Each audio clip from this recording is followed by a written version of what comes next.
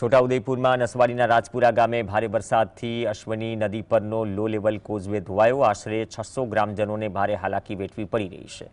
આ ઘટનાએ શાળાએ જતા વિદ્યાર્થીઓ, શિક્ષકો અને સગર્ભા મહિલાઓને સૌથી વધુ અસર કરી, જેઓને શિક્ષણ અને આરોગ્ય સેવાઓ સુધી પહોંચવામાં મુશ્કેલીનો સામનો કરવો પડે છે।